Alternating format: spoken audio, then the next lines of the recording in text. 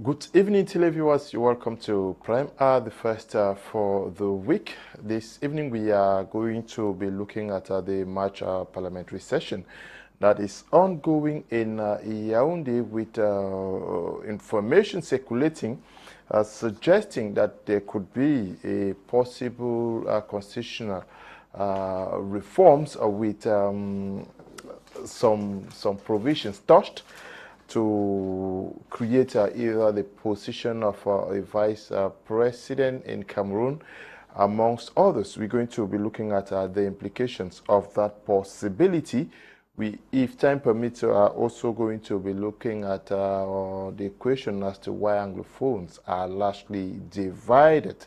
We are discussing this very salient topic this evening with panelists who are already present in and out of Cameroon. With me in the studio is Dr. Michael Ndimancho. He is a lecturer across some higher professional institutions, universities in Cameroon. Good evening, Dr. Welcome. Thank you so much, Mr. Leo. It's a pleasure to be here this evening and to discuss with level-minded people, panelists, on this very special topic that we have today. Good evening once more, and good evening to all Cameroonians who want peace and who want the development of Cameroon. Okay, we also are going to be discussing with... Thank you, Mr. Leo. It's always a pleasure to be on your program. And I also want to thank the panelists and televiewers. Okay, also with us is Prof Ben Akih, Benjamin Akih. He is also, a lecturer out there in the United States of America, heading a platform for English-speaking Cameroonians in and out of the country. Very involved in issues, political issues touching on our national life. Prof, we are glad to have you this evening with us. Thank you very much, Mr. Kum, for inviting me, and thank you also to the panelists and your televiewers. It's always a pleasure to be here with you to discuss issues that impact our lives. Okay.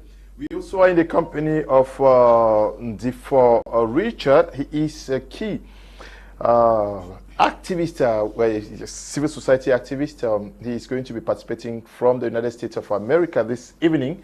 We are glad to have you, Richard. Thanks, Leonard, and thanks for having me in the program. It's always an honor being on the program. I want to also thank the panelists and the viewers, and to say that we hope it's going to be a fruitful conversation today. Okay, we also are in the studio with Robert Malangfe. He is okay. He's not yet connected. We hope that where is Desmond? Please help him. But Robert Malangfe is already in the studio. He's representing the CPDM party with us this evening. I'll start with the guys out there. I'll start with you. Ndifor Richard, you are always in the country and knows what is happening. When you hear about the possibility of touching the Constitution now, is it very imperative? Is it important? How urgent is it for a Constitution to be touched?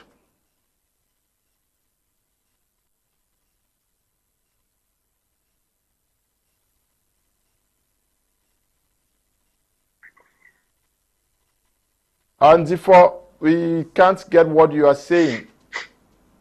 The sound is not... Yes, Leonard. Okay. I hope I'm coming through right now. Yes, you are on now. All right, thank you. So I was saying that if you permit me, I would like us to begin this by going down memory lane and look at this issue of constitutional amendment. We remember that in 1996, there was a need for the review of the Constitution following the liberalization laws that were instituted and the reintroduction of multi-party politics. There was the need for the review of the Constitution to give room for a more democratic avenue, unlike what existed in 1972, that was more totalitarian and more dictatorial. So there was the hope that with the 1996 constitutional amendment, there was going to be room for more democratic institutions in the country. So many years after that, we have realized that there is still much to be desired. And to answer your question, I believe very strongly that there is a need for the Constitution to be amended. But that should not mean that it should just be amended to include the position of vice president as we are getting we're hearing. Now, let me say that based on the 1996 Constitution, some of the things that were introduced in that Constitution, one of it was the fact that we were supposed to have a head of government and the head of state.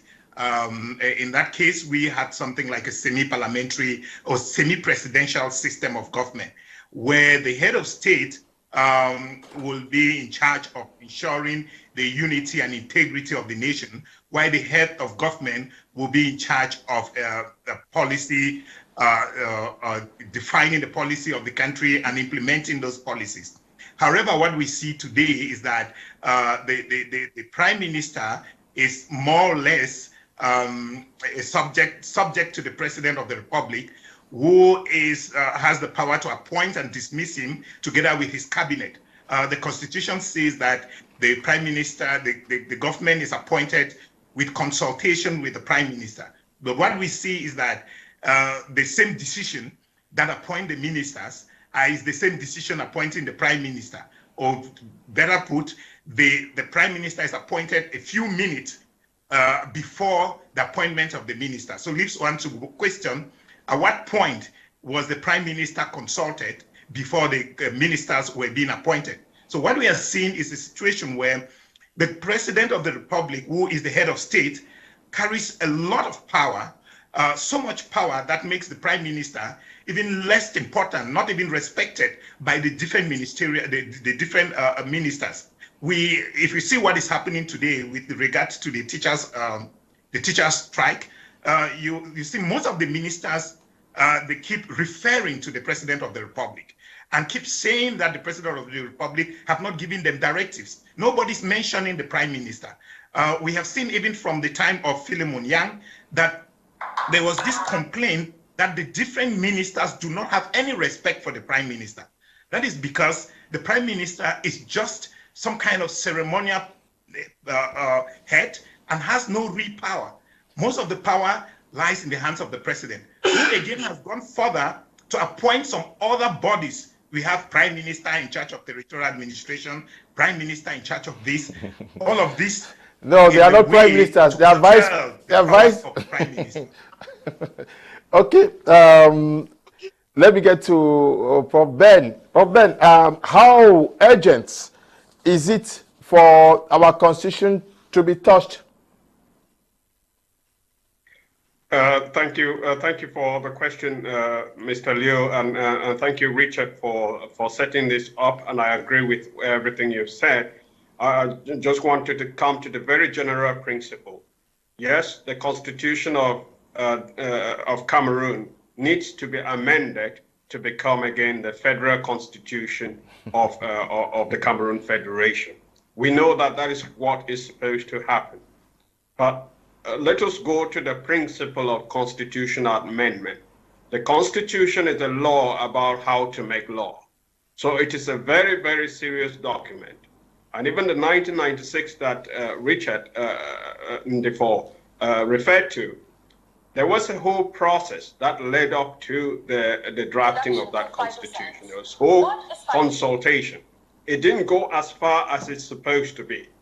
For us to understand the importance of constitutional amendment, I would just take the example of the 3 top democracies in the world, according to Times Economic ranking. You have Norway, you have Iceland, and you have Sweden. In the constitution of these 3 countries, the way you amend the constitution is well specified. There is a 2 voting process. That it begins with the proposal to amend the constitution being circulated in the newspaper, discussed on TV, debated in parliament, and then the vote. That is just the first vote. That first vote, if it is approved, then you keep it aside and you organize a general election, or at least there has to be a general election between that. The idea is that the constitutional amendment is so serious that the people have to have a say. The people have a say in voting the majority that will have to come in and ratify that first vote on the amendment of the Constitution. If they cannot get 2/3 support for that first vote, then the amendment does not pass. So that is why these countries are always rated very highly on the scale of constitutional democracy around the world. So now, if we come to the case of Cameroon, I would say yes, if we amend the Constitution, we will be going closer to the foundation of the Federal Republic of Cameroon, where indeed there was the post of the president, there was the post of the vice president. And in such a case, the two candidates run for election. They are elected together, they present their program together, and people begin to see that we are not just dealing with one person, we are dealing with the two of them. The Constitution can even be drafted in such a way that you say, okay, there is vice president and vice president. In the case of the absence of the president, the vice president finishes the term of office, like the vice president of Tanzania is now doing. That is a fair process. But if you look at the manner in which Cameroon modifies the Constitution, in 1979, it was modified in order to make it easier for Paul Biya to become, Mr. Paul Biya to become the president. So that kind of amendment is designed to achieve a particular political goal against the popular sovereignty of that country. Then we move to 2008. We look at the manner in which the Constitution was amended to remove the limits on the presidential term of office. In Norway, in Sweden, in Iceland, such an amendment would not have passed because it would have had to go through two voting process where the people weigh in, and the people were against. They tried to protest, and there was a heavy crackdown.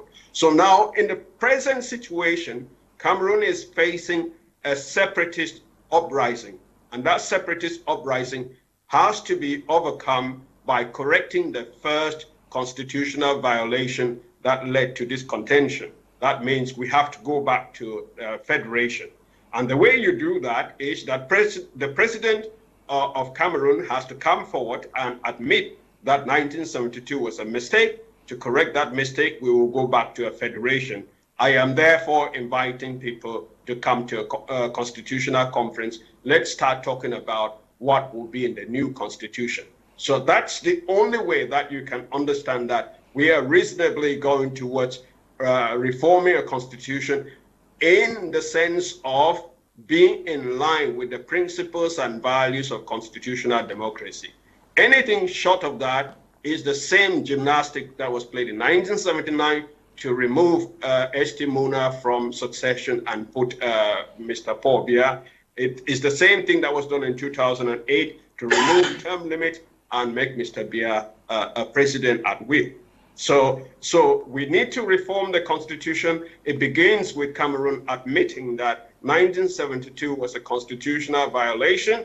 The federation ought not to have been suspended. It will be reinstated, preceded by extensive consultation with the people and debate about what the content of the federal constitution should be. And when that is done properly, we will end up closer to the contract of our reunification in the sense of having a president and vice president who run together on a ticket, and you vote for them, you know that they have actually addressed the people about what they are doing. Okay. Yes, we know that right now, Mr. Ferdinand Ngongo is acting as de facto president of Cameroon, and Jean-Afrique calls him vice president and so on. That is a constitutional violation. Okay. Barrister Alex Ndive, when you get this information, are you optimistic? Are you happy? Are you anxious? And are you already working with some politicians in Cameroon to tell them what you expect from them? I'm talking about the MPs who should be in session now. Yeah, my concern is that when you hear about constitutional change or amendment in Cameroon or in Africa, you're concerned because we know these people always change the goal posts. For the sake of the televiewer, I want to make it clear because I don't want to be talking about particular posts or what. I have my Cameroon constitution here and I read it very religiously. To me, a constitution is what? Is primarily a set of rules and principles specifying how a country should be governed, how power is distributed, and how you control the country. And you also have citizens right there. So it's very important that we, the panelists, we should know that the constitution is not just about a prime minister or president. We need that right. I've read through the constitution of Cameroon. I will go further, Mr. Leo, than just saying it should be amended. I would say that it's absolute, it's out of date, it's not fit for purpose. I say this on purpose. I've looked at the constitution of Cameroon. It's more a job description for the head of state. There are a lot of things lacking in the constitution of Cameroon that we really need a new constitution. If you see like Article 37 of the constitution, the judicial power, they will say the judiciary is independent from the legislative and the executive. But if you see again in the same constitution, they will say at Article 37 sub 3, the same constitution, they will tell you that the president of the republic guarantee the independence of the constitution. Everything they say inside that constitution is the same. The president is behind. You go to the constitutional council, they say they shall rule on the constitutionality of the law. And you look behind there again, Article 51 is telling you that the president will appoint them without any person. Normally, if you appoint those people, usually you have to, the parliament have to vet them in most democratic countries, but that's not the case in the Cameroon. You go to the regional and local authority, the president say you have to supervise the local and regional council. He can dismiss them, he can dissolve it, he can suspend it. So everything in the constitution is a job description of one person. So it's very dangerous. And what I should add again, as Mr. Akih talked, the federal constitution of Cameroon, Article 47 made it clear that you cannot change the form of a state. And when you change it, it's unconstitutional, which means the current constitution is not legal, it's not legitimate. And in the current constitution, that Article 47, there's still Article 64, which said that you cannot tamper with the form of state. So what's the essence of changing one thing, the federal constitution? Then you bring another new constitution with the form of state that we have now, you say you cannot change it. So to me, we should go further because amending the constitution is just alteration, it's just modification. We don't have citizens' rights like the Bill of Rights in our constitution. There's a preamble inside the constitution, but preamble is what the people stand for. So what we need to see citizens' rights inside the constitution. We need to see the right of the opposition to exist inside the constitution. There are a lot of things lacking in it, Mr. I can sit and read the constitution of Cameroon within 30 minutes. There is nothing there. It's just wishy-washy window dressing exercise. As if they put like on the preamble, they will say, freedom and security shall be guaranteed to each individual. I understand they kill, is it your phone or chief or something like that. They don't guarantee that security. The state shall exercise and protect minority. We know that the state doesn't do it. So the constitution to me is just a window dressing exercise and it is not fit for purpose. We need to scrap it. It's obsolete, it's outdated. We need a new constitution. Yeah, but that's my proposal. Yeah, if you think that it does not meet the standards of today and also the the complexity with which our society has grown, is that not good enough reason for it to be looked into? I am saying that we should look into it, but I will go further that we need a complete new constitution. Okay. See, there's no checks and balances. The president is everywhere. That's why I say it's a job description of the president of the republic because there's no checks and balances. I will tell you that maybe the constitution, the federal constitution was better off than the constitution today. So it's not about modern time. It's about people manipulating our constitution to fit their sole purpose. Okay, we'll get to you guys in the studio now. Dr. Michael and Ndimancho, when you hear about what would possible come out of this session? Are you telling yourself that finally we are getting there, or you are also very skeptical like our previous panelists? Mr. Leo, permit me go back memory lane to time. You know, if there is one thing that teaches so much, it is time, experience. And I would like to remind all of us that it is 50 years, year by year, since the Federal Constitution was changed. It was in 1972. If you count year by, it is 50 years exactly. And I think that in 50 years, everyone, anybody is, is grown up enough to be able to know his left from right. And I'm sure that 50 years after, our people have realized, like La République de Cameroon, that has been controlling Cameroon for all this while, has realized that there are mistakes that they have made. Remember, some of the mistakes they made was, because most of us are still nostalgic with what we grew up to learn about the Federal Constitution, which provided for the president and the post of the vice president. And Article 9 of that Constitution actually stipulated that if the president is from the other state, that is from East Cameroon, the vice president is supposed to be from West Cameroon. And it was stated, and this is one of the articles that gives the beauty of the federal state of Cameroon, because people found the sense of belonging. And when that was utterly shattered, starting from 1972, people began to feel that we are now living in a different state. We are no more living in that state called the federal state of Cameroon. And when it went up to 1975, because it went, they tried a lot of issues before we have come to where we are. And I'm sure that we are ripe enough to be able to come to our senses and know that we have to go back to the drawing board. And that is why I'm taking these pains to be able to remind our viewers of how the steps they went. When on the 29th, that was the 5th of May, 1975, when that constitutions were amended to include again the post of prime minister, we saw something coming, and people were saying, okay, maybe 3 years after, the Republic of Cameroon has seen that there is something wrong with that change of constitution, from that unity state that was introduced in 1972. Then it went up to 1975 or 1979, when actually the prime minister was given the privilege to be the constitutional successor of the president in case of death or resignation. And where Mr. Pobia actually had the advantage at that point. We don't know whether it's by divine providence or was by backstage diplomacy or politics that they played. And it went from there, and things, they have continued to touch the constitution, right up to 2008, that the constitution is what it is today. But we want to say that Cameroon has reached at the stage whereby we have tried a lot of things. Listen, you see, we are in the year 2022, where Cameroon is beset with war in the north and war in the northwest and southwest region. And what is happening that in times of crisis like this, the president does not delegate powers. The president does not delegate powers in times of war. And that is what many people have been wondering and asking. Because all this while, we have realized that it has been under the high instructions of the President of the Republic. When it comes to the Minister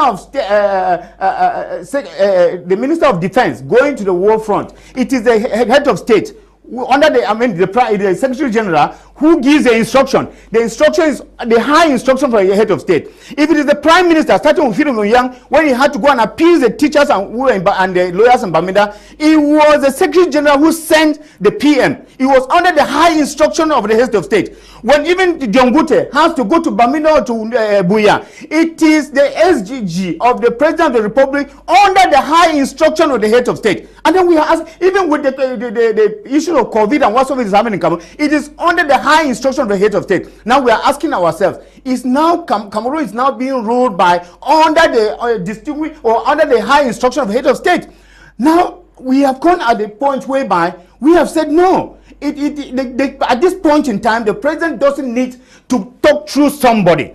You remember that there are people before Mr. Ferdinand Gongo, they have been secretaries of state, and I'm sure that secretary generals, and I'm sure that some of them just sit and laugh. Imagine a person like Mr. Laurent Esso, imagine a person like Mr. Joseph Owona, who have been in the presidency and who listen to this man say each time under the instruction of head of state, under instruction, and they know exactly that perhaps this may not be true, that it is just somebody who is usurping power. Okay. And we are saying at this particular point in time, if it is a desire to go back to the federal constitution, it is time. We are totally for it, so that this country be rearranged and let people be appeased. Okay, Malangfe, what is wrong with touching the constitution to meet the needs and aspirations of the people? We are talking about Cameroon of the 21st century, 2022. Mr. Leo, you permit me to greet you, greet my co-panelists, the ones present here and the one abroad. Greetings to all our viewers. Special greetings to our member of parliament that are in Yaoundé today, performing their elected duty, which they are there to represent their people. Honorable Ngala Gerard and Honorable Njingu Musa. Permit me also to greet Professor Nalova Lyonga in this time that her ministry is facing one of the highest difficulty during this period as a minister. She was out, she spoke to the teachers, and we pray that the teachers will understand her and let her function continue well. Coming back to your question, a constitution has to do with the rules and regulations that govern a country, not the head of state, but the entire country, even inclusive their external relation with other countries. So the constitution is the mother umbrella of all laws in the country. And man is a progressive being, and as time goes, many things ought to be changed. And it is but normal that when our members of parliament are meeting at the National Assembly, everybody, we are in democracy, everybody is free to picture what would like to be amended at the level of the constitution. You know, people of the English-speaking part of Cameroon definitely have their own view of what they are aspiring to come out from there. That's what they'll be talking about system of government and the others. We have other parts also of Cameroon that when you go there, they are talking about regions will be created. That's what we are seeing all over social media, that some particular areas like None and the rest will have their own region, because it's also their wish that they believe that if they cut off from other regions, they can have a better management of their own area as a region. So those are the various aspects. But I would just like to go straight to the point to talk about this very clearly. It is normal. Man is a progressive being. Change is supposed to be done progressively. And I just want to make this clear. When we talk about change of constitution, and we get someone saying that we should move to a federal system. No, it's not about moving to a system of government. It's all about the rules in that system of government. If we move to the federal system, yes, it's the name federal system, but it is supposed to be carved. The federal system is supposed to be carved. If you are saying that we want to go to we are in a decentralized system, want to go to a centralized system, we need to come up with rules to carve a centralized system. If we say we want to go to a confederation, we need to bring out our own rules that carve in our own system. So we should not make our viewers to believe that when they say federalism, there is a particular canons of law that make up federalism. No, there are law rules within that enhance it. There will be a constitution that will govern how yeah. So we should be able to make this very clear to our viewers. I also appreciate many Cameroonians, especially those of the Northwest and Southwest, that says that they go back to the 1961 to 72 Constitution, trying to talking about the place of someone from the Northwest or Southwest and Anglophone being first, second, and third personality. Yes, it is our right, and we are in democracy, and people from region have the right to bring up their plight. Because somebody like me, my own view even is different. Many Cameroonians from the Northwest and Southwest region will say they want that if the second personality of the Republic should be an Anglophone, maybe president of the Senate. I will come here and say that I have my own wish to see someone from the Northwest or the Southwest region to be the Secretary General of the Republic, the Director of the Civil Cabinet. We can also have those positions. So it's democracy. Everybody has his own plight, his own things that they see, and to bring it up. Me, those are my own type of view. So the assembly is on.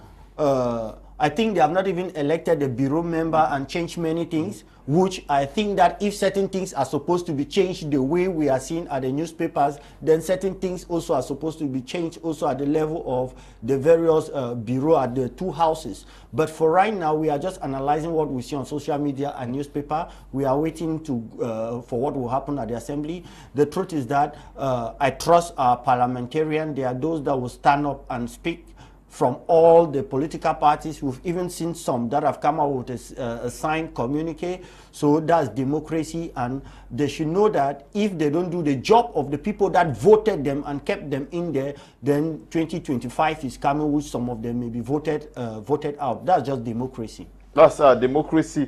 And Ndifor Richard, are persons, Cameroonians, not also very worried because as we speak, there is no constitutional successor in Cameroon. There's nobody that the constitution clearly states that in case of vacancy, he takes over.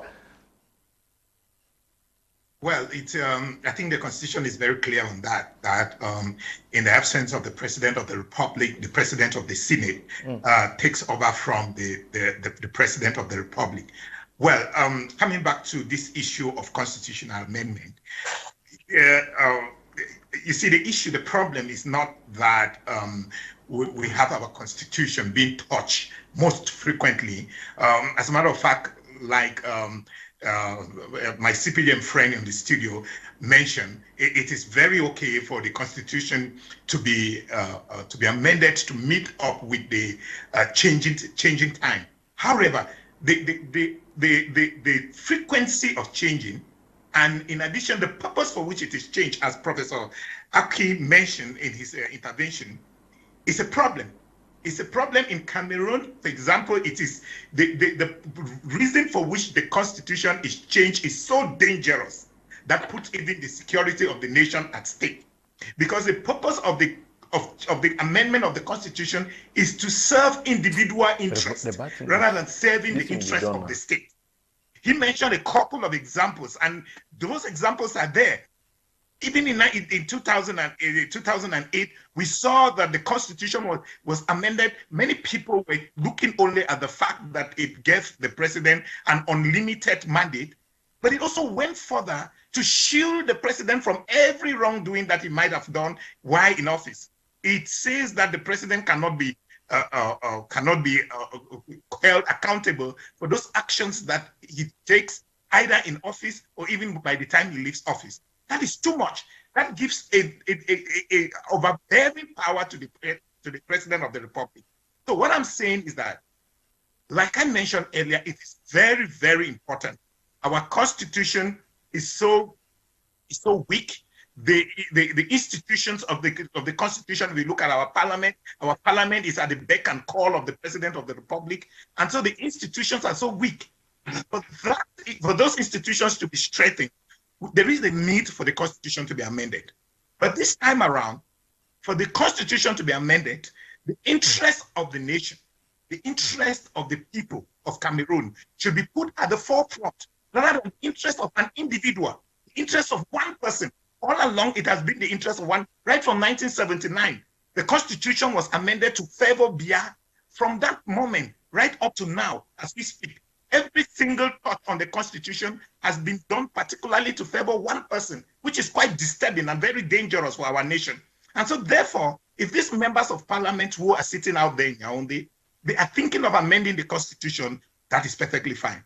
The question is, what purpose? What is the motivation behind the amendment of the constitution? What is driving them to amend the constitution? If what is driving them to amend the constitution is to ensure that the issues affecting the Northwest and Southwest regions that is addressed, that the institutions of states are strengthened, then I give my blessings to that kind of amendment. But if the amendment is another case of protecting the interests of one person, then that would be very, very dangerous to our nation.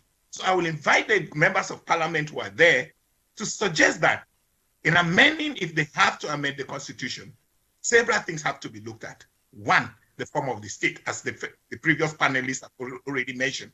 The form of the state to come back to the federal system of government that will address the problem being faced in the Northwest and Southwest. 2, cut down the powers of the President of the Republic. As a matter of fact, he has overbearing powers that needs to be reduced. The powers of the President need to be reduced. But 3, the institutions of the state needs to be strengthened. Parliament and the judiciary, they need to be strengthened. They need some amount of power needs to be given to them. They need to hold the executive branch accountable.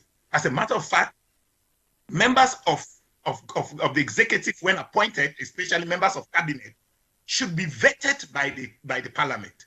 These people should be vetted by parliament. It should not just be the president appointing people and they are at his beck and call. And also we talk about this issue of vice president. Someone already mentioned that. But the president, the vice president should not be appointed by the president, but both of them should be elected under the same ticket. Both of them should be elected under the same ticket. And the powers of the vice president and that of the president should be clearly defined, so that the vice president, we know that they are in charge of defining the policies of the state and implementing. Because if you see like what happened today, the prime minister merely implements policies that are designed by the president. But if anything goes wrong down the lane, it is the prime minister and the ministers who must resign. The president cannot resign, even though the policies emanated from him. So these are very serious issues that if we are looking at amending the Constitution, we should look at these issues. Okay.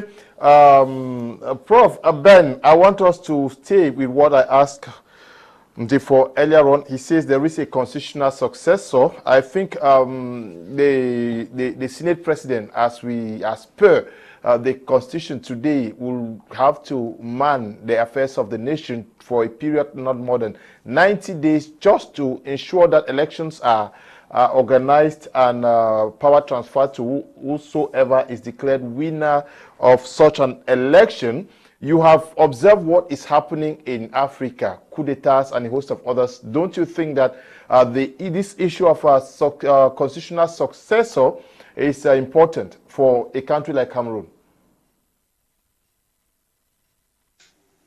Thank you for also posing that question to me, and I thank Mr. Ndifor for setting up the state. I think the Constitution of Cameroon is clear about the continuity of the state in the case of the absence of the president. You mentioned 90 days. I think it's actually 120 days of an interim period. Within that interim period, the interim president is, first of all, suggested is stipulated as the president of the Senate. But it goes further to say that if the president of the Senate is unable to fulfill that duty, then it passes on to the vice president. And then we understand that there is a whole hierarchy. So there is no doubt about who would be the interim president if something happens today.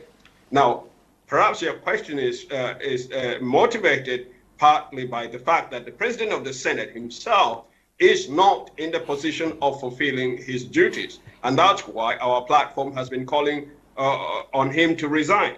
And we hope that if Parliament is doing its duty, if the Senate is doing their duty, they will not re-elect him as the president of the Senate in this session. They will have to re-elect somebody who will be dynamic enough to fulfill that role. But if he is still re-elected, it should be the understanding of all Cameroonians, especially the opposition, that the man is not able to assure the continuity of the state by virtue of his health. He cannot move from one place to the other without being supported. And therefore, he should not be assuring the interim presidency of a country that is undergoing very serious internal security challenges. The vice president, Lamido Obrebuba, is technically the person, if there were to be a vacancy today, by virtue of the physical incapacity of the president of the Senate to carry out this very serious duty, that vice president of the Senate, according to the Constitution, would be the interim president and organizing election within from minimum of 20 days to 120 days. There we are very clear. But let me seize this opportunity to say I'm very disappointed with our co-panelist, Mr. Robert Malangfe of the CPDM. I would have expected him, because I respect the CPDM party, and I hope to see them continue in the political scene, either as opposition or presenting to the Cameroonian people a true political project of a political party and carry on the business of addressing the needs of the people of Cameroon. I'm disappointed that he does not join us to clearly stipulating the mechanism that should be used to amend a constitution. But if I look at it carefully, I can understand that he can only say it from that perspective because their party is not a democratic party internally. It's a party that is in the same way as Barrister Lisinge had explained here, is everything coordinated by one person. Power is optimized to make sure that one person is acting. Let me give you an example. I was shocked by the caption that a newspaper, an English-speaking newspaper, put out a couple of days ago. The YCPDM of Limbe thanks the head of state for giving them a mayor. So that highlights very key problems about our country, because if you look at across Africa, there is a dividing pattern between Francophone Africa and Anglophone Africa. If you ask what is that pattern that is dividing these two parts of Africa, Sub-Saharan Africa, it's very clear. Respect for constitutional rule, respect for the sanctity of elections, where people actually count their vote independently and then declare who is the winner. And then if you want to add the third, is the rule of the parliament. Who among us here does not know that the parliament in Francophone Africa, even in France and in Cameroon, does not play a role of actually weighing in or initiating bills that become the law? Who does not know that the parliament only votes what the president has directed them to do? And therefore, if you are saying that the parliament is going to carry out, away from the scrutinizing eyes of the journalists, the people, that parliament is going to carry out an amendment of the constitutions with the sole goal of running away from an election. What is the CPDM afraid of? Why is the CPDM not always willing to be transparent in the way they elect people? They have to elect a mayor, somebody has to come from Yaoundé, a whole delegation has to come from Yaoundé with the name in the envelope and say, militants of the party, councillors, we know it is your duty, according to what is written in the rules, even the rules of the party, it's your duty to elect a new mayor. But please stay quiet. By the high instructions of the head of state, your new mayor is this person. And then instead of seeing the militants of CPDM, of English-speaking expression, instead of seeing them being very revoltant and standing up and asking this should not be done, let us follow the rules, you will see our brothers and sisters, we thank the head of state. I'm really disappointed that our panelists from the CPDM cannot break with the party in that way. And a party can only be dynamic if it is possible for a militant, for the love of the party, to criticize the party and hold the party accountable to the principles of democracy, to the principles of constitutional rule. And those principles require that when you want to reform the constitution, amend the constitution, you make a very careful, deliberative process, inclusive process, transparent. You don't always play with that part which has to do with who has to be the president. How can we run away from an election? And that is what the CNU was about. That is what the CPDM is about. And we are hopeful that if competition comes into the political scene, the CPDM will have to realize that they have two choices: either disappear or reform and become a party that allows for internal debate and allows for them to respect the rules that actually govern a constitutional democracy. Okay, Maître Alex Lisinge, if you were to make proposals, you said you were even of the option that There is a total overhauling of the constitution, which is not very possible given the way things are. But if you were to make some proposals, what would you propose to be fixed in our constitution? My proposal is simple. There's a standard way of making a constitution all over the world.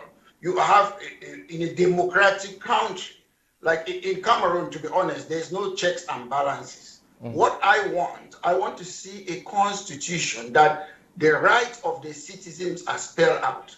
The right of opposition to exist should be there. I met President Qatar in London, is it 2020? He was telling me that he's going to put the right of opposition to exist. We don't see a clear definition of opposition inside our constitution. We need to see like a Bill of Rights, something that guarantees individual rights. It is very important. The judiciary must be independent. The president should not say he will guarantee the independence of the judiciary. You don't need to do that. These people are judges. Mr. Bia is an executive. An executive job is different from the jobs that the lawyers are doing. So you cannot guarantee something when you're not part of that profession.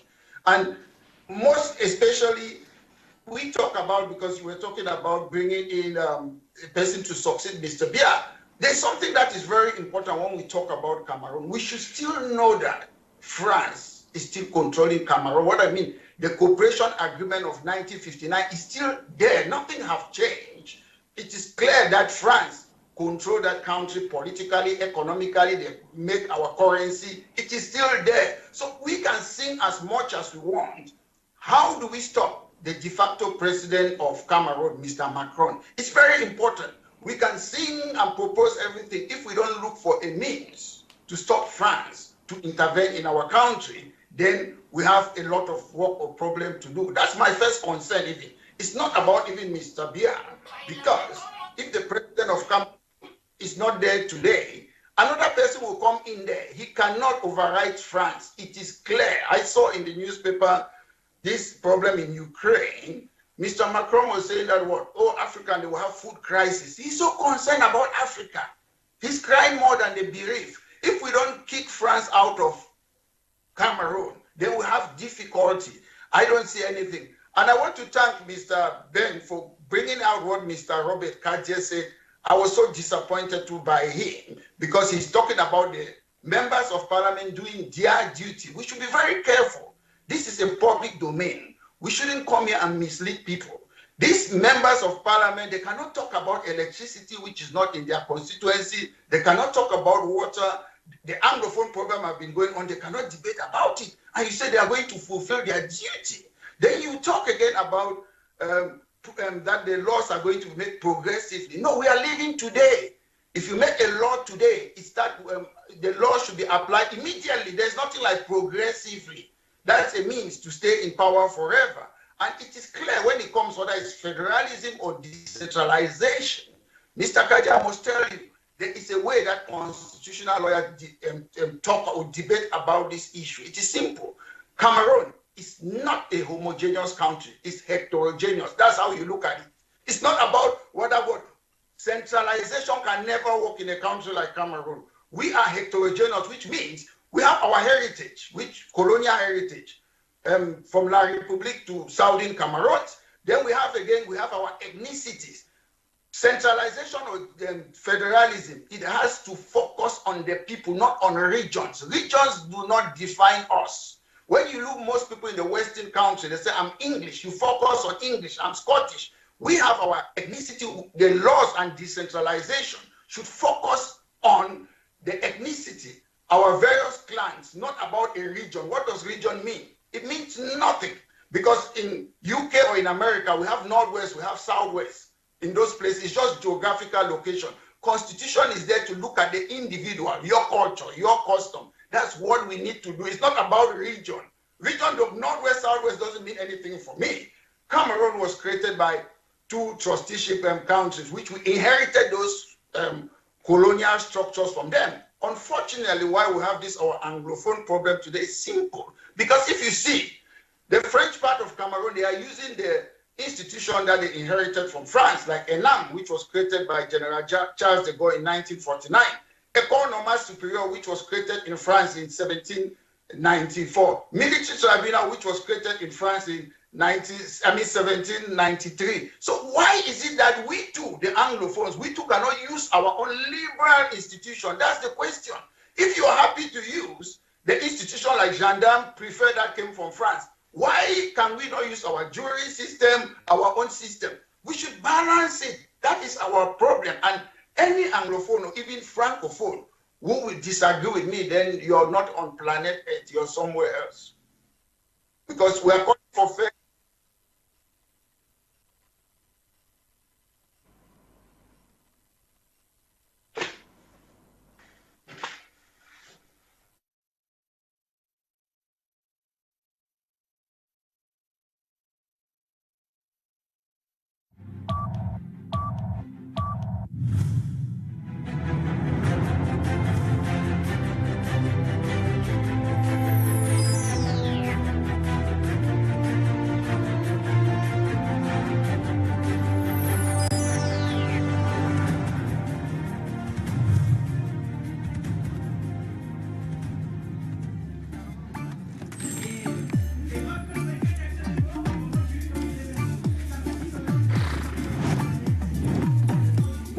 C'est bientôt l'heure de ma série sur Novelas. Ah, mon film aussi passe sur Nollywood. Hein.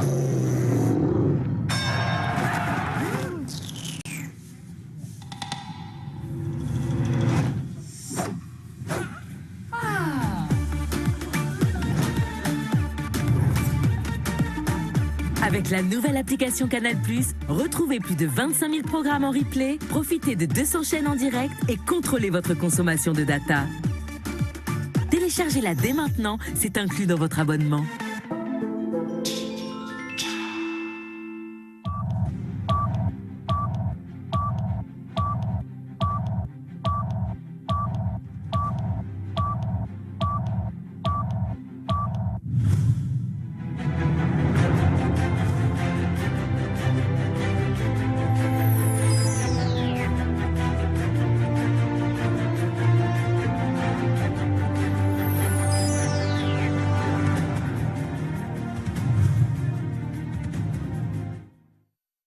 Welcome back. You're watching Prime Hour on my Media Prime. We are looking at what may be the outcome of this session, the March session of our Parliament.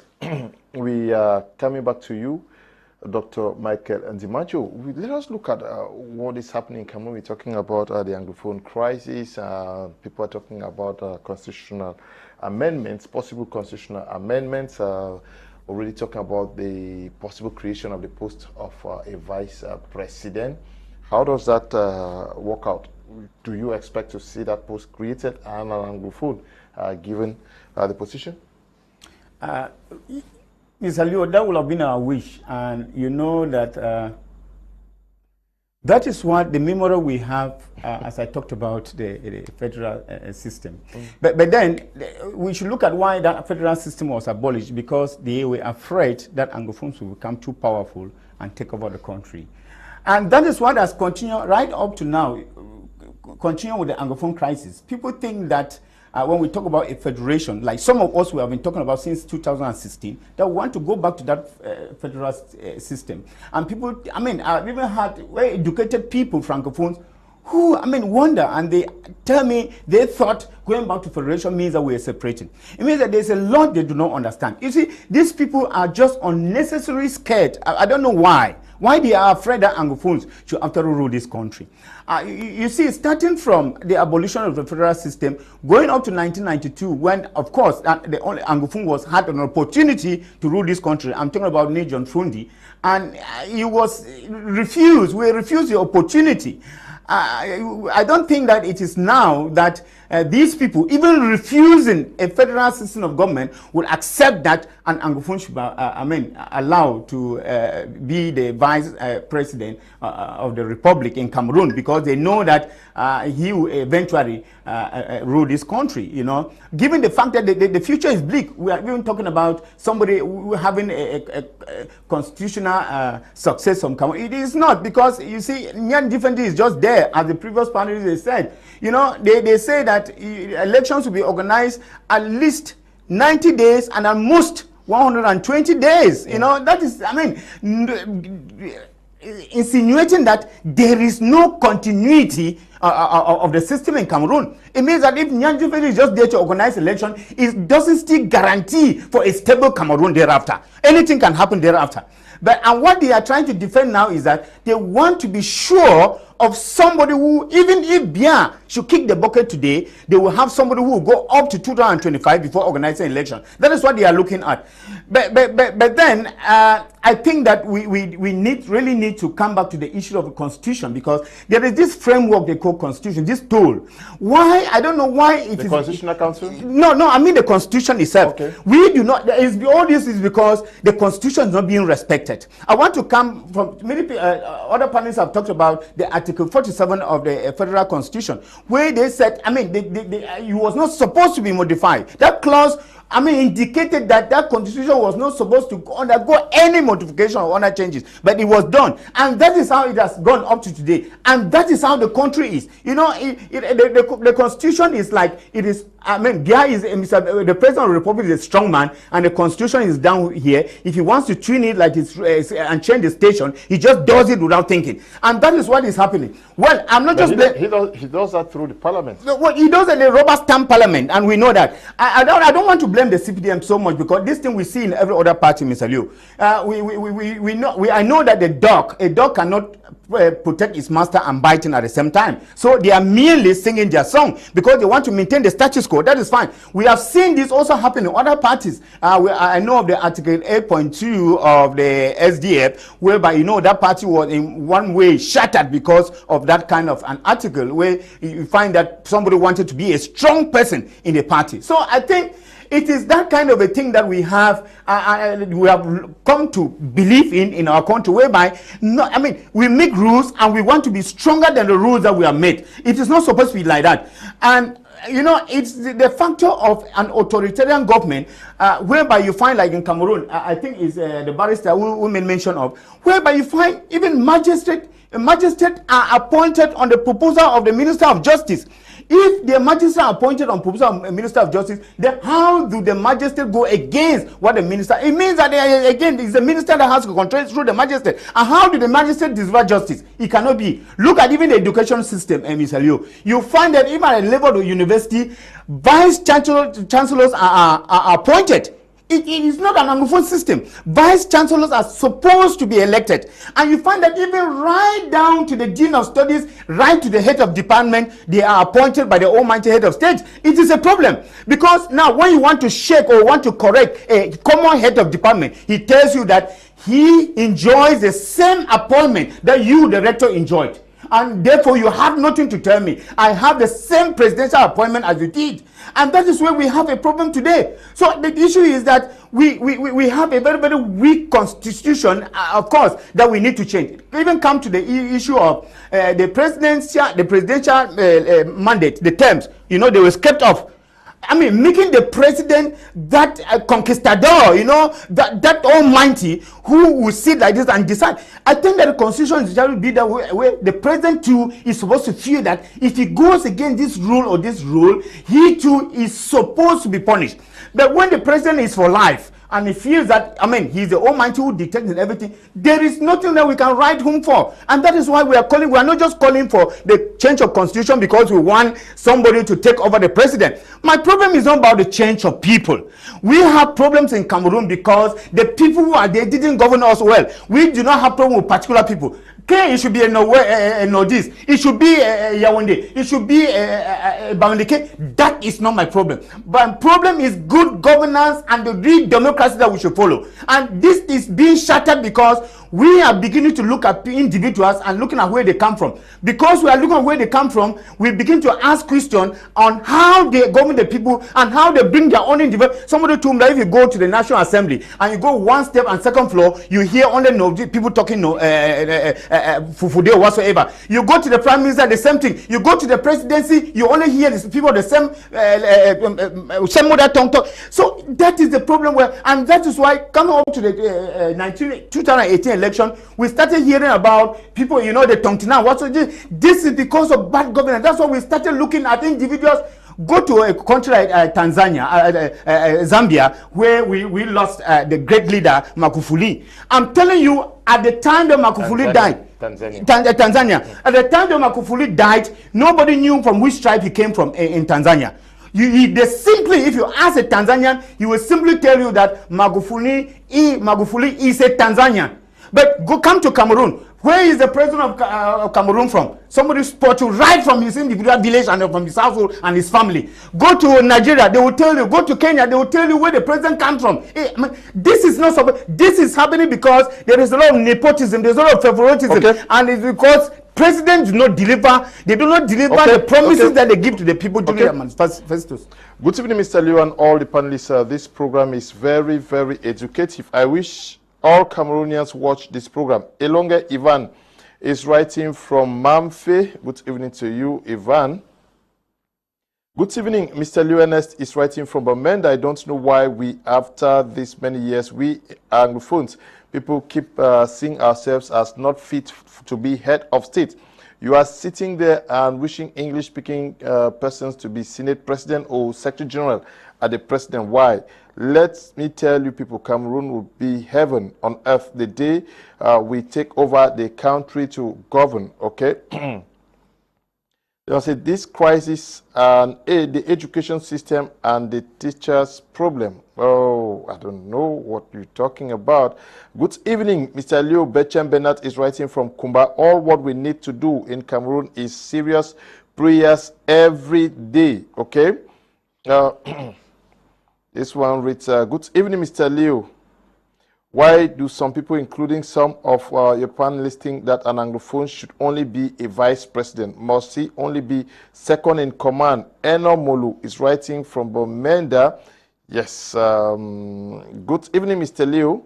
We don't know why people who have been appointed by the president as competent and intellectual people are using the Cameroonians, and the president is sitting quiet until poor Cameroonians went up to the streets. What are the rules of the ministers? Okay. Mbu Zakari is writing from Vikovi Jakiri subdivision. Okay. Charles Konge says, hello, Mr. Leo. Thank you so much for the wonderful program. I would like to advise people that before they speak, they pass through these three gates. Is it true? Is it necessary? And is it kind? With all this, he will say something constructive. Okay. Charles Konge is writing from Nashville in the United States of America. Kedia, almost everybody thinks that certain things need to be fixed at the level of our constitution. How do we make the arms truly independent? Because Barrister is saying that it's the President of the Republic who guarantees the independence of the judiciary. Should all these arms not function independently? I want to tell him that all the arms are independent in Cameroon, same as in America. But he should be also honest to tell us that I think they have the Constitutional Council made up of 7 people in America, which is also appointed by a president in America. He knows that. So it is same in Cameroon. But since we are in Africa, we'll condemn our own and appreciate that of America. When we even talk about constitutional changes, I know there are some newspapers doing their own with, I would not like really to go into this issue about the post of the vice president, because it is clear that if there is a post of a president and a vice president, it will definitely be through a presidential election, meaning that when a political party is going in for election, they have the list of the president and the vice president. And if it occurs now that the position will be there, it's definitely clear if such position is being created, the second person of the executive arm of government will definitely be the prime minister that will need to move up to that position. However, as I earlier said, there are many things. We are a progressive country, we are a young growing country, and everybody has his opinion on what they want to be changed so they can come up. That's democracy.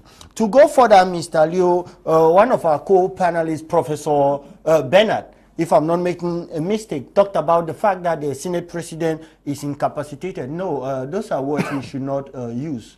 they are not correct. Even in America, we saw Joe Biden falling down. We saw everything. Nobody has come to talk about his health. So we should not come here and say the Senate president is incapacitated. His doctor has not said so, and we know that the process for that to be decided on is his doctor.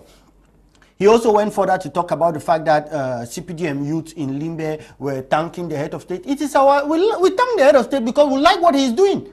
And even you there in the diaspora, you have this good network that from abroad you are participating live in Cameroon. You need to thank the head of state because he's the president. He did it. If he could have decided not to do it, what would you have said? So that's why we are thanking the head of state on anything he does. It is true that he has been elected after 7 years. If we are not satisfied with what he has done, after 7 years, we can remove him. That's democracy. But if he is there for the 7 years and he's doing good things, why should we not thank him? So, if you have a problem with the head of state being thanked, then I'm sorry, majority of Cameroonians are CPDM member that they like his ideology, they support him. I will keep on thanking him. That's why us of the Northwest region CPDM member, we are pleading on the head of state, President Paul Biya, to move in again for the next mandate. One of also the panelists said France has influenced anything in Cameroon is decided by France. It is fake. He said the 1959 accord that we signed with France is still there. Sorry, sir, you don't know. One of those accords talk about the mean resources, natural resources that is supposed to be exploited by France, and the head of state did not renew that, and that is why we have Russia in at Sonara now as we speak. And there are many of them that, if you like, I can start to name them, that you see France losing its position in Cameroon. So we should not come and make people to feel that there is a country that decides what happened in Cameroon. No. There are things that I cannot go detail to start to explain it, even at the level of our security.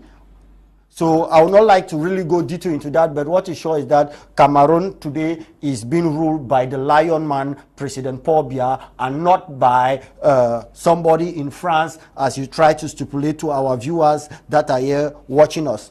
One of the viewers, I think it should be Barrister Lisinge, he also came further to talk about the fact that the system is supposed to be changed from unitary system to federalism because every region has its culture, the way it functions. And that is why the President Paul Biya, believed that since everybody has his culture, a unitary decentralized system is the best, where a mayor knows his people and rules his people due to the culture.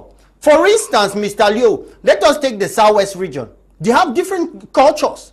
So if you do a federal system there, you elect a governor there, he will not understand what the Frenchman say, maîtriser. He will not understand the various culture of a Bafo man, a Bayangi man, and that of a Bakwere man. And that is why, with respect of this, that Barrister Lisinge was talking about, the president noticed that with this difference of culture, which the people there should have their direct management, he thinks that if Bakwere people are there, they should have also their own municipality where they do their things the way they want. People in Bafo should have their municipality and do their own things the way they want, and all over the national territory. That is why we say decentralization is the closest system of governance, because the mayor knows the nooks and crannies of his municipality. But I bet you a governor cannot know the nooks and crannies of his region, because he cannot know where the people need a bridge, a road, or everything. So we should say a decentralized system is the best. Sorry, Mr. Leo, I'm still on 1 minute. So we should say decentralization is the best. Now, I will accept, because we are in a democratic country, that the problem is implementation. Who are those doing what? Because you can say decentralization is the worst. We go to federalism, the same people, they don't do the right thing. Who will you blame? Now, I would like to conclude with what my co-panelists said on platform here. I've spoken with those outside. Let me finish with my co-panelists here in the platform. He said, if, for instance, the head of state kicked the bucket, no, that is not a prayer we are praying at the level of CPDM.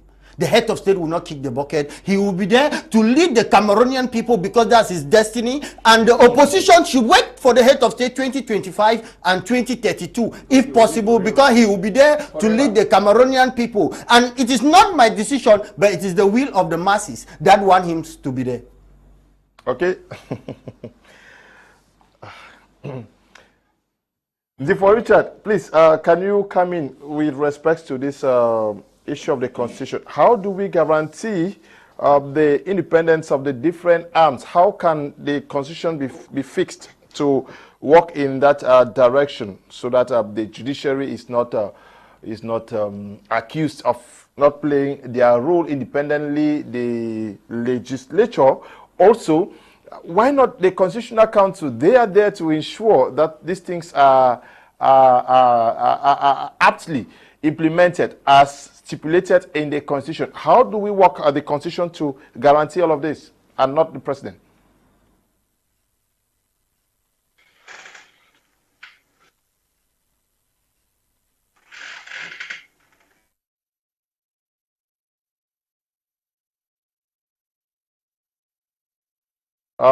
Your mic has a problem, Mr. Ndifor. Can you work on that? If we cannot get him, let us get a Prof. Okay, yes, go on. Yeah. So I was saying that it's all about how the rule is drafted, how the rule is designed. Barrister Lisinge explains very eloquently that in every part of our constitution, in every section of our constitution, you will see a section that says that directs every rule to the President of the Republic. Everything has to go back to the President of the Republic. So if we are talking about making the institutions of the country to be independent, what we are talking about is that each one of these institutions should have their clearly defined rules, and each one should be clearly independent of the other. No one should have the ability to control the other one. That is to say, there should be some kind of balance of power where the President of the Republic can be a check on the Parliament, and the Parliament will be a check on the President of the Republic. And also that should also hold true with the judiciary. But what we find in our Constitution is that somewhere in the Constitution they say that the President can dissolve Parliament. You see, so the President has the power to dissolve the Parliament. The President is the one that convenes the higher judicial council. He is the one that convenes the higher judicial council. So you see the overbearing powers of the President in almost every part of our Constitution. Let me come in again to make mention of this very important issue. We are talking about the crisis in the English-speaking region of Cameroon.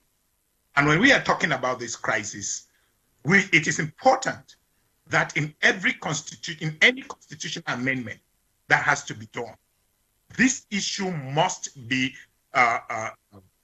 taken into consideration. We must take into consideration the fact that the English-speaking Cameroonians have for a very long time. What explains the fact that for close to 60 years, or even more, it took people dying on the streets for an English-speaking Cameroonians to be the Minister of Secondary Education. It took people dying on the street for an English-speaking Cameroonians to be the Minister of Territorial Administration. Why should all this kind of suspicion and mistrust and distrust exist in a country in which the President of the Republic calls it a one and indivisible Cameroon, in which they pay lip service to a united Cameroon? If we talk about a united Cameroon, and if we talk about the fact that we hear all the time they talk about our brothers and sisters of the English-speaking Cameroon, if we truly are your brothers and sisters, then we should be treated as such. And as for that reason, that is why I'm stating that in the current Constitution, they should amend the Constitution in a way that there is a protection of the rights of Anglophones in that Constitution. What am I saying? What I'm saying is that if we go into anything that has to do with the voting in Parliament, you will realize that the overbearing majority of parliamentarians will come from the French-speaking Cameroonians, and that will not protect the rights of Anglophones. And so, therefore, we should go back to how it was in the federal system. In the federal constitution, they say that for a bill to go through Parliament, there must be vote on both sides. That is, there must be majority vote from West Cameroon parliamentarians and majority vote from French Cameroonians for such a bill to go through. Another way by which the interest of the minority can be protected is that if you look at the structure of government today, it is true some people will say that it doesn't matter whether it is a Batiliko or it's a Northeast, whoever who is the minister. It is true. But you cannot run a country in which a group of people feel like they can never aspire to be anywhere close to the presidency. And therefore, the Constitution must make room for that to be guaranteed, so that an Anglophone should know that someday they can dream to be president too. And how do you do that? You do that by making sure that you institute an alteration of government. At this mandate, it is a Francophone that is the president. The next mandate, it should be an Anglophone. That kind of alteration should exist in our Constitution. It should be. And also, if you see what happens today, most of the policies that have been put in place or to try to measure have been taken to try to solve the Anglophone problems have all been presidential decrees. They have no bearing. They are presidential decrees, which means that another president can come and just wave the thing aside. All of these things need to be ingrained into our Constitution. It needs to be included in our Constitution and make it law. And finally, Mr. Leo, our Constitution is too fluid. It's very fluid. We do not need to have a Constitution that if the president sleeps on its bad side on the bed, he gets up the next morning and change one part of the Constitution. If he sleeps and feels that he feels threatened by certain part of the Constitution, he just gets up the next morning and change. A Constitution doesn't work like that. We should not have a Constitution that looks like a toilet paper. Our Constitution should be a Constitution that is protected. It shouldn't be a Constitution that can be played around like a toilet paper. Okay. Each time the interest of the President of the Republic is threatened, he goes and erases one part of the Constitution and adds something. The next day, he feels that that thing that he added does not serve his interest. He goes back again, he erases it, and he institutes new ones. That kind of way of running a country is not the way you run a country. You run a country for the interest of the nation, for the interest of the people, not for the interest of an individual. Okay, thank you very much, Ndifor. But these things go voted by members of parliament that are representing the respective constituencies in Cameroon. Good evening, Mr. Kum, and to all in the studio. Just want to thank you for the wonderful program. Keep on. Please extend my greetings to Ndium Emmanuel. Thanks, Mohammed, writing from Casablanca. Now, Prof, I want us to look at giving more powers to our Constitution and guaranteeing the independence and effectiveness of the different institutions. Is it not also because most of the persons manning these structures are appointed by the president, but Kedia raised the issue of appointments that are done also at the level of the United States of America. I'm talking about appointments by the President of the Republic. What is it that gives some institutions in other countries more powers than what obtains in Cameroon? Is the President appointing them and telling them not to do their job? Thank you for that question, Mr. Kum. It's good that you bring it up. Let us make the differences. There is a certain tradition now in Cameroon and in most of Africa where we justify bad things by saying that they are also done elsewhere. And then the good things that are done elsewhere, we say, no, that's their tradition. We have our own African tradition. So you cannot really win a case with them that way. But let us go point by point. Let us make the point clear. How does the system operate in the United States? At the lower level of the court, the judges are elected by the people.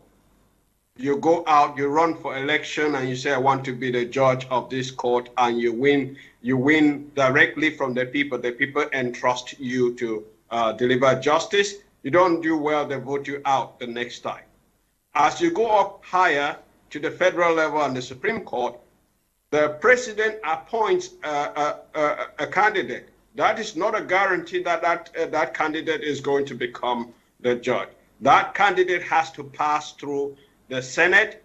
It could be the state Senate. It could be the federal. It could be the Senate of the Federal Republic of the Federation of the United States. So there is no system that allows one person so much power to destroy the independence of the judiciary. And in fact, I have brought out some of these things to explain why we have them mostly in Francophone Africa and Cameroon. In my book, Cameroon After Forba, and even the Anglophone problem that I talked about in in the solution to the West Cameroon problem. But just to say that there are very clear differences. There is independence of the judiciary where you have political competition and where you have a very comprehensive constitution that is designed to make the judiciary independent. The constitutions of Cameroon and other Francophone African states are designed to stop the people from exercising control over their government. And here, I will really have to repeat what Barrister Lisinge has said. We have to look at France.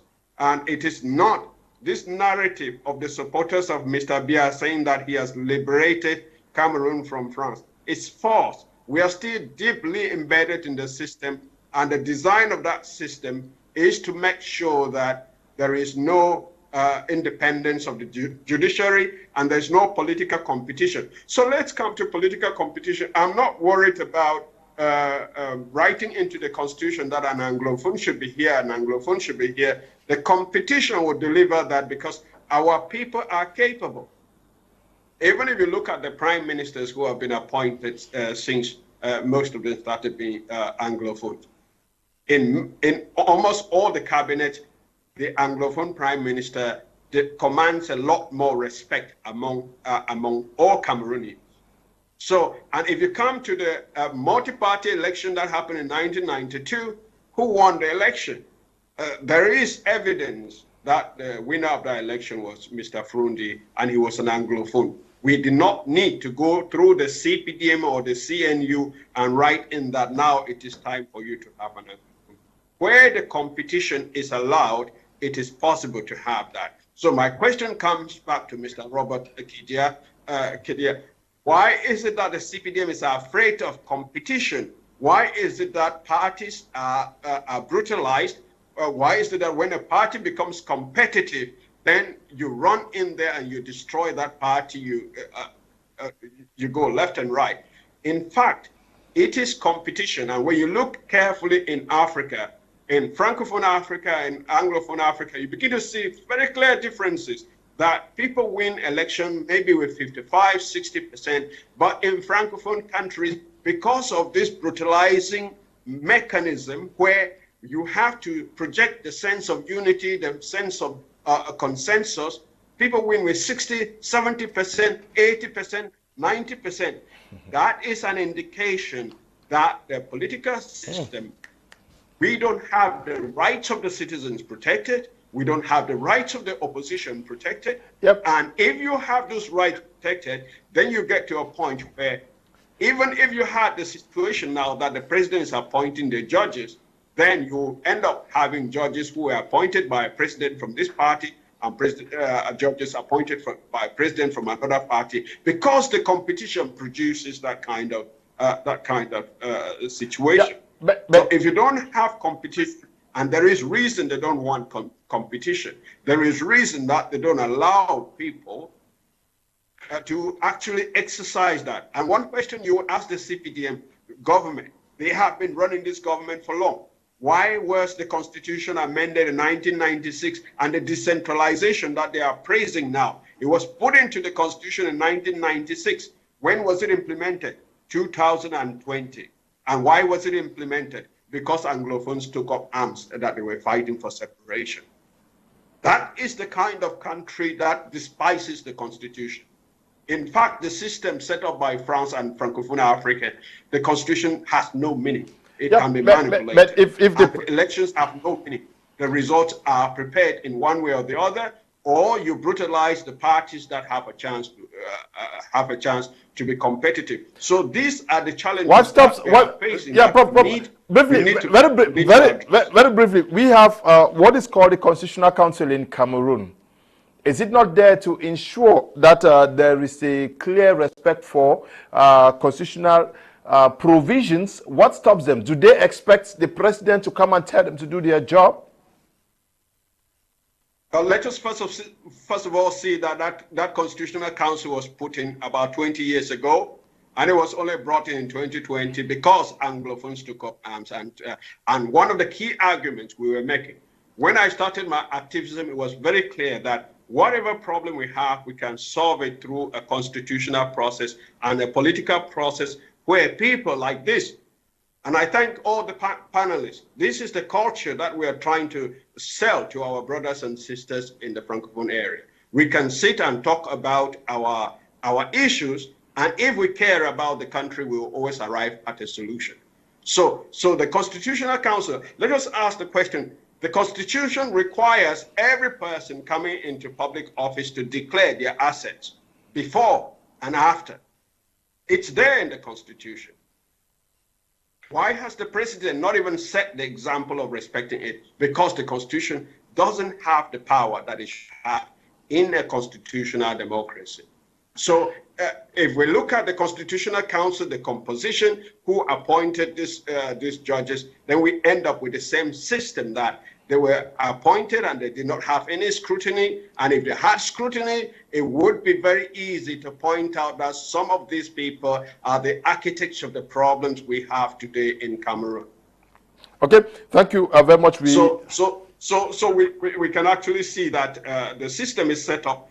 As far as there is no political competition, and political competition is possible, when you allow the system to operate freely, then you soon get to a point where elections are competitive and victories are with a margin of less than 10%. And that's how you get a system. Even the party CPDM, when you ask Mr. Biya today, why are you not delivering on some of your promises? You say, well, I appoint people here and the people turn out to be bad. I do this, I do this.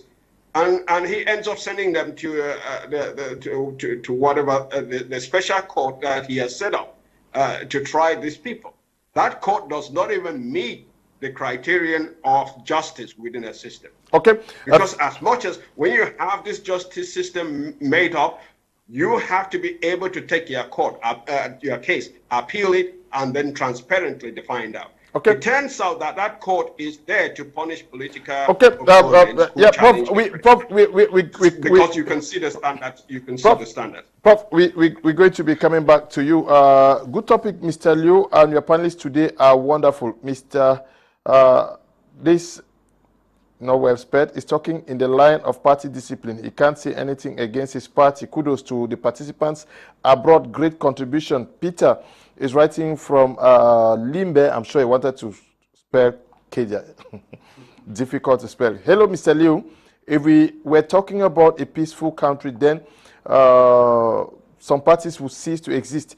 Instead, we will have a king and we will not talk of changing a constitution. And history will keep it that an Anglophone won an election largely against the incumbent. Max Beguni, writing from Dusseldorf in Germany. Now, Fred Mukanjo from Betua says, greetings, Mr. Liu and co-panelists. I wish to appreciate this program because we get to learn a lot every day from this program. Thank you very much, Fred Mukanjo. Good evening, Mr. Liu. I hail your panelists and your work. It's outstanding and shed light on our ignorant people. I wonder how some people think that their parents can operate in this digital world. Please, those people cannot even manipulate an Android phone. So how would they think? Okay, please, brothers, we must talk sense to ourselves if we have to succeed. Okay, this brother did not tell us where, but he's writing from, I'm sure, the UK. Good evening, dear panelists. Good evening, Mr. Liu. I think the man in North-West traditional attire. Okay. Mba is writing from Bomenda. Barrister Lisinge, let us look at what has to be done for our institutions to function very optimally. But now, when you look at our MPs, those who are expected to get the job done, are you very confident that they are going to get the job done? Are they going to deliver? Let me tell you something. And I will tell you it is clear, it is evident. And I will give you this evidence. Parliamentarians in Cameroon, let me tell you, are rubber stamp, they are useless. Let me tell you why. If an MP pass away in Cameroon, dies, they don't replace him until after next election. What does that mean? It means you don't need them. It means you don't need a member of parliament in Cameroon. You see, there's a lady in Ndifor Richard, one other, a host of others. They don't replace them. A member of parliament needs to represent the constituency. They don't do that. We are mistaken. Member of parliament, they are not in brackets, I put it in code. They are not national, they are not minister. It's just like sometimes we confuse minister. We say, they have given us Atanganji, Anglophone minister. I said, no, Atanganji is minister for the entire Cameroon, not for Anglophone. So we keep on mixing things. We used to do civics when we were young. I don't know if they are still doing it. We need to educate our people to understand these things. You see, like one of our panelists said something that if Mr. Bia keeps bucket, somebody say, no, he's not going to die. All of us, we're going to die. It is certain. And when you're making a constitution, those things have to be there. It is guaranteed that we are going to die one day. So we shouldn't mix certain things. And sometimes we shouldn't mix opinion from facts. I said Article 37 says the President of the Republic guarantees the independence of the judiciary. Mr. Kaje said, no, it's my opinion. No, it's not my opinion. It's in your constitution. I have a copy here. So we shouldn't mix those things. It is true that you, at times, you can sit and praise your party. It doesn't mean if I'm CPDM, I should not criticize or bring reform to my party. That one size fits all is killing us. You think in political parties in Western County, you have the left, you have the right, you have the center, all of them, they belong to the same party. It is healthy for any political party, rather than sit there and think that I must praise Mr. Bia. Minister Chiruma did not praise Paul Bia before he became minister. He was criticizing him. So we Anglophone, it saddens me that we Anglophone, we are the ones taking that bad culture now, especially they say youth. Then they say they don't give youth the chance. I've told people, it's young people like Mr. Kedia who prop up those government like Mr. Bia. Mr. Bia was, Aijo was 33 years old when he was prime minister. Mr. Bia was younger. All those people from Pamuna, Pafoncha within 28 to 33 years. So when you say you want youth now, it's just youth that we have refused to remove them that are still in power. So for me, the problem is not about youth, it's about competence. And people should be honest. Somebody said that maybe it's about party discipline. No, it's not party discipline. We're having a conversation here, a debate here. It's not a party. I know Mr. Akih, I know Mr. Feda. We disagree sometimes, but look how civilized we are talking here. You are the oddball here, Mr. Kedia. I don't always agree with this. He knows that. We've had debates before. But politics is about differences, diversity, and everything. When we come here, we should talk our difference. I like debating. It's good. That's about politics. Or what? Then at the end of the day, as Mr. Ben Akih said, at the end of the day, we can agree and come into a consensus. In England, here, if you see sometime during Brexit, when they were debating, it was so bitter that the Speaker of the House have to call them to come back and stand and try to apologize among each other. That's politics. I always tell my friends, look, I have my opinion, but if you know me personally, it's just my opinion like that. Politics is a profession. We have to learn to professionalize politics in Cameroon, because in Cameroon, civil servants are politicians. Most of the prime minister today was my lecturer. He was a lecturer, a civil servant. Now he's a prime minister politician. Paul Bia was civil servant. Aijo was civil servant. We have to distinguish these things so that our civil servants, they should know that my job is guaranteed. Nobody can threaten me. If you know you owe your job to the President of the Republic as a civil servant, you can't do your job. You'll be scared. So it is very important that we have to distinguish. But I don't know whether it has to be in the Constitution between a civil servant and a politician, because it will be very, very helpful. Okay. Thank you there. Mr. Lo, can I just... Okay, just come in briefly. Mr. Lo, can I quickly just... Yes, come in. Let me quickly react to something.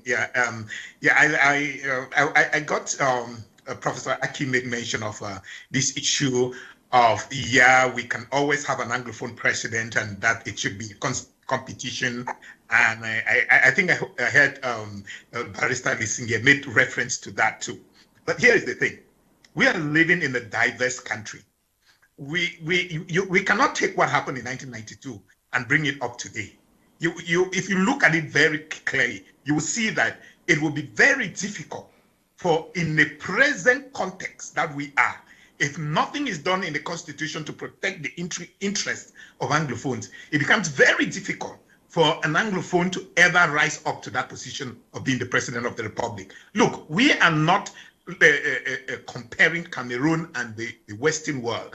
In the United States, it is completely different. You may have people from different part of the United States, and competition, they will place them where they wanted to place them. But the reality of our country is that the moment somebody sees you as an Anglophone, it becomes a problem. And they will not allow you to go up to that position of president. That is why it is very important that our constitution be structured in the way that it takes into consideration the reality of our own country, our own reality. If you look at it very keenly, why do you think that though we have a prime minister that is an English-speaking Cameroonian, why do you think that we have about 5 different people in terms of protocol that are above him? Those things are not there by accident. They are by design. They are carefully designed to ensure that the Anglophone does not come anywhere close to ever becoming president. And those kind of things shouldn't exist. Yeah, you are going to be brief. You are going to be brief. We are united. You are going to be brief. We should trust each other. Kedia has to talk now, please. Yes. What are some of, away from the amending the constitution, what are some of the things you expect our MPs to also look into during this March session? Well, I think there is one thing that we have been crying out for, Mr. Liu, that our MPs will at least make us know that they have the least feelings for what for the dying people, for the bloodshed that we are having each day. Not only from the northwest and southwest region, even in the north region, and to know that the country is boiling. We have talked so much about this issue of disagreement, and I like the kind of discussions that our panelists over the, most of them have made mention of, that the issue of dialogue and debate is very, very important. But you will find in Cameroon, there is the deliberate intention to divide the northwest and the southwest. I do not know why. I do not know why people are so afraid of people coming together. I think that it's in coming together and discussing that we can find solutions to our problems. And I think that when our parliamentarians remain mute, especially in issues like this, we feel threatened. We, the population, we, the citizens, we feel threatened. Secondly, I would like our parliamentarians to think about the issues of embezzlement. We have talked about the COVID gate, and you see, it is already going. It's already being forgotten. And no parliamentarian, they are not making mention of it. Ministers have embezzled, and you know, and people are just sitting there, and nobody is saying anything. We know of the issue of the Onleme Stadium in the preparation for AFCON, and a lot of money has been embezzled, and nobody is saying anything about it. Our MPs are joking. I mean, are they waiting just for the issue of amendment of the constitution to come and say, yes, we have proposed a bill to amend the constitution, and that when we want to create the post of the vice? Is it what is really important? I have often said that in the issue of the Anglophone crisis, I mean, many people, I mean, I've told in other conferences, I've said, the issue of dialogue, I am against. I mean, let Anglophones feel that, I mean, they are being regarded as people. You may leave that issue, the money is being spent on dialogue, like what you did, I mean, the cosmetic issue in Yaoundé, issue of dialogue, and just give the Anglophones what they need. Bring development. Let me tell you, when you bring development, it will replace that dialogue. Instead of going to spend a lot of money talking about dialogue in Cameroon, when it will not even bring it yielding any fruit. Bring development this way. Construct routes. I mean, construct hospitals, construct schools. Let the people feel at home. Let the people feel that they are part and parcel of this country.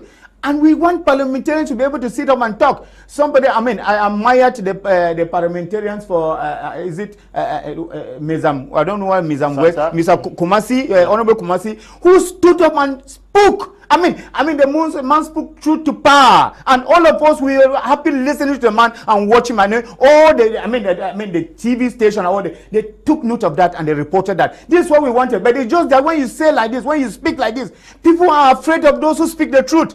When you speak the truth, you are a scapegoat. When you speak the truth, you are being haunted. I mean, Honorable Weavers, where are they? I mean, people like Senator Clement, where are they? You know, when you speak the truth to power, you become a scapegoat and people haunt you. But we want people, when you become a parliamentarian, you are a pelican. And who is a pelican? What is a pelican? A pelican is that bird that wounds itself to feed its young. It means that what you can be able to sacrifice yourself. You have to speak the truth. Sacrifice yourself for your people. It's not just about you. It's not just about your family. It's not about looking for contracts in Yaoundé. I think it's about all of us. It's about Cameroon, and speak the truth about what you see is not going on well in Cameroon. If everybody, I mean like the youth, it is a pity that during the 1960s, most of these people were talking about the power munas and all. They took power office when they were just about 20. I mean, they are in their early 30s.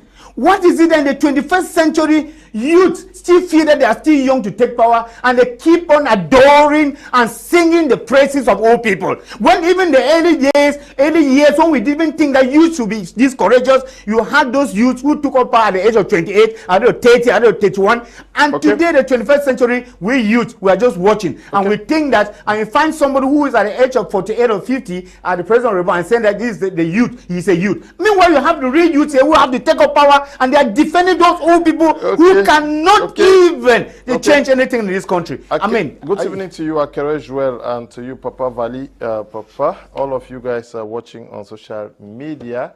I send special greetings to you. What else do you think MPs should be looking into as the insertion in Ewane now, away from talking about the Constitution?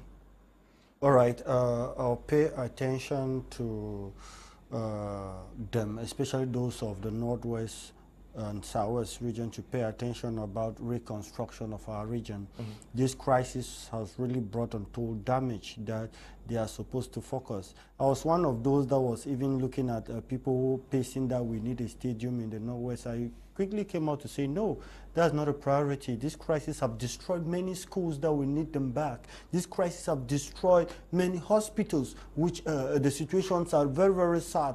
This crisis have made infrastructural road construction to delay in our region, which I think that the people of the Northwest and Southwest region, their parliamentarians should come up as one, so that we can fight for the interest and the reconstruction of our region. That was among the first 4 developed regions in Cameroon, but due to this crisis, we've gone far behind. Those are the interests in which I think that our parliamentarians should fight in collaboration with our elite in Yaoundé, so that reconstruction can be done. We have villages where health centers were burned, that they need to travel for a very long distance for women to put to birth, which is a situation we decry.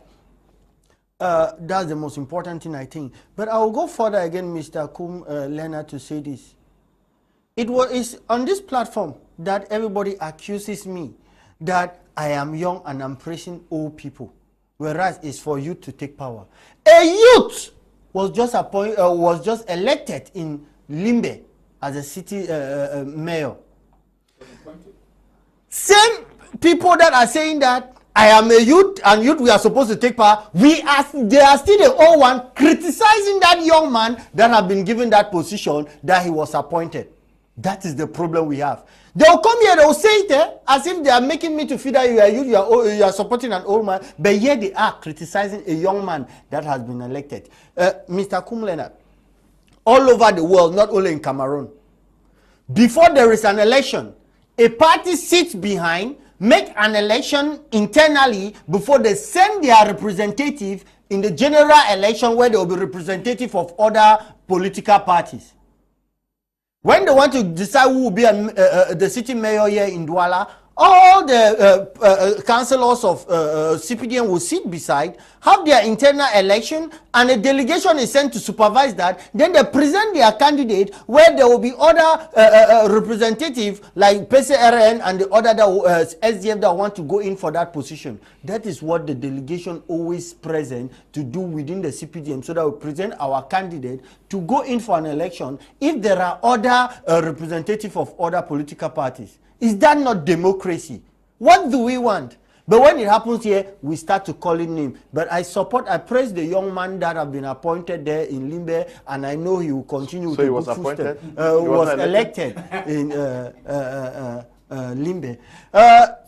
We know we are in a debate, and when we use word, people hang on it to like say it. That's why some people will hang on word that they don't understand, that probably declare war. But we should not go to that aspect. We are in a debate. He was actually elected. First of all, he's a mayor.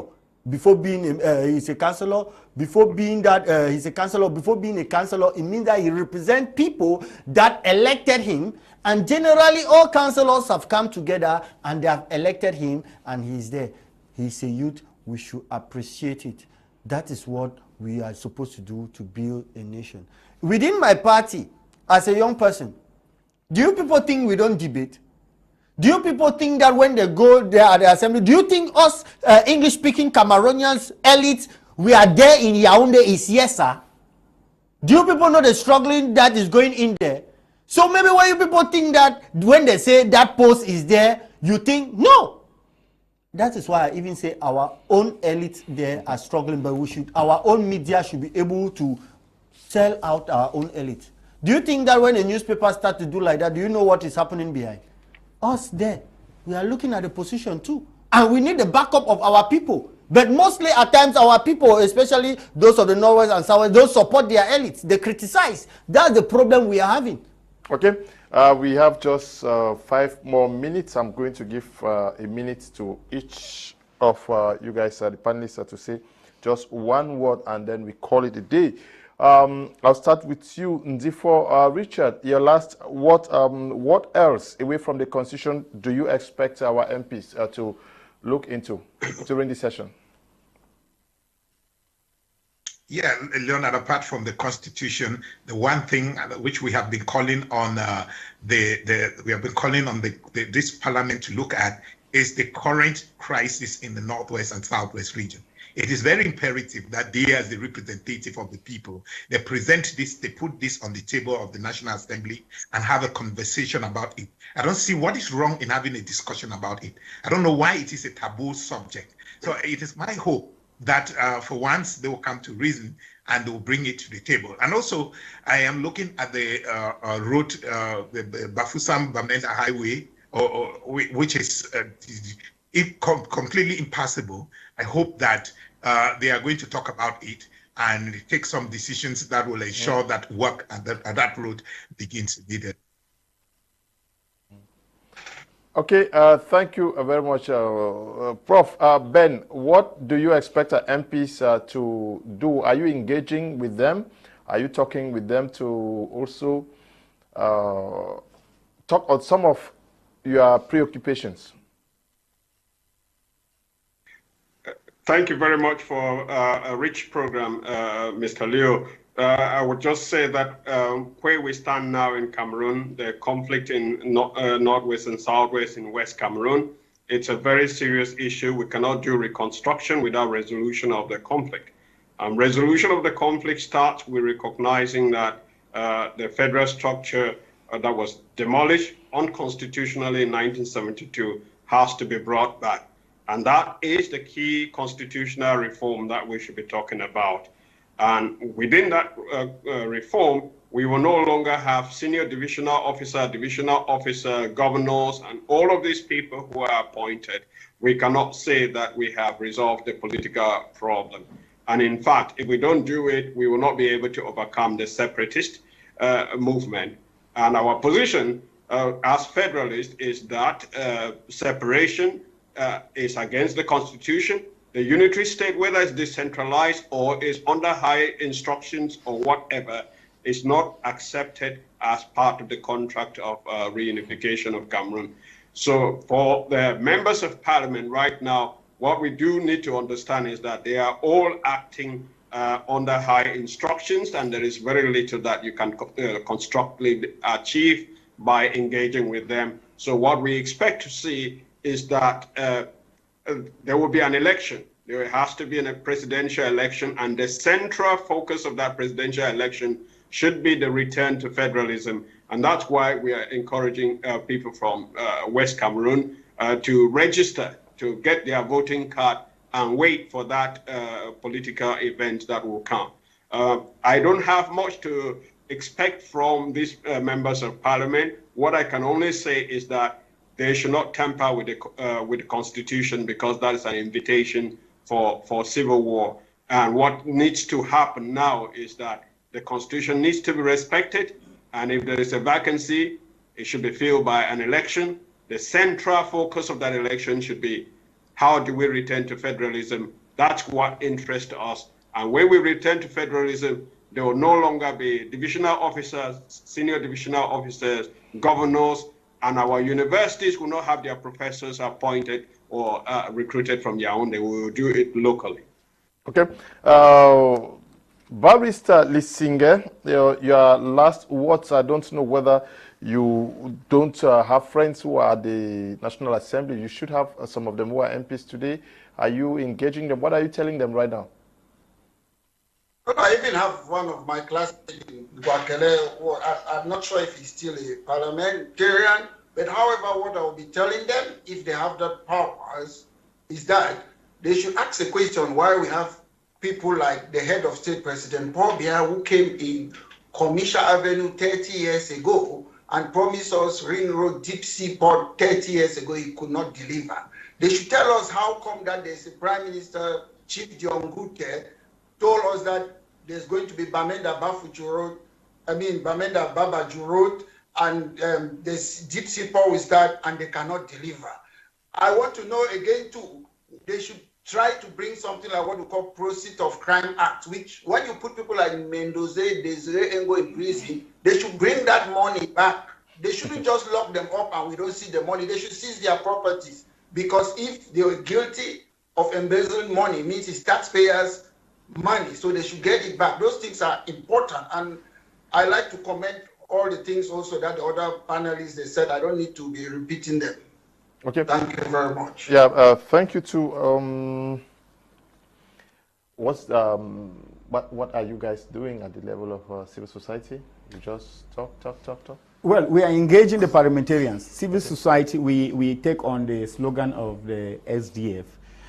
It is a force of argument. It is not an argument of force.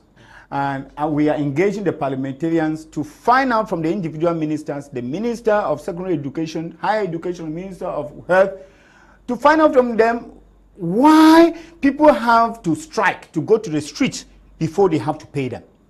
And it is a very, very serious issue that we have been charged the parliamentarians to do. And if they don't do that, we, the civil society, we are going to set in. Because we do not know why there is money and people have to strike before the money comes out. And secondly, let them be able to get the fact-finding mission of the Prime Minister as he was sent. On the high instruction of President of the Republic, we went to the Northwest and the Southwest region, and we have not had any report and any follow-up of what the Prime Minister brought. Let the parliamentary pop into that. Okay. We have some news from the National Assembly where we have the PCRN, the SDF, and a host of others. They call themselves l'Union pour le Changement. Is that, are you people comfortable? You are the CPDM come, are you people very comfortable with that? No, it's democracy. It's they want to create a parliamentary group so that they can be able to make their voice heard. That's democracy. I appreciate it. As far as it's not done with violence but with the respect of the Constitution, is something good. The rest of the co-panelists talked about corruption. What I want to assure them is that there are people concerning COVID gate and the stadium that will go to prison. Okay. The president said it at the presidential speech. And it is true, I'll make it very clear. It is not a culture of the head of state to arrest people that are in power. And there is a cabinet reshufflement, and I assure all Cameroonians that they will go to prison. They know they are prisoners already. So that one is very clear. And about the ring road, the construction have started and things are moving on very well. But Maya activists, when they put the warm hand behind the government, it makes the government to be awake. So it's something good, but we should be positive. All of us should participate in nation building. We want to thank Professor Ben Akih, who took part in this edition of the program from the United States of America, as well as Ndifor Richard, who came in from that part of the world. And also to you, Barrister Lisinge, who came in through the UK, and to you, Dr. Michael and Ndimancho and Kedia, for coming. We equally want to say thank you to you, Eli and Desmond, for producing this edition of the program. Not forgetting Tabit and Bryant, who is supervising the work we do out here. Stay blessed. Bye-bye.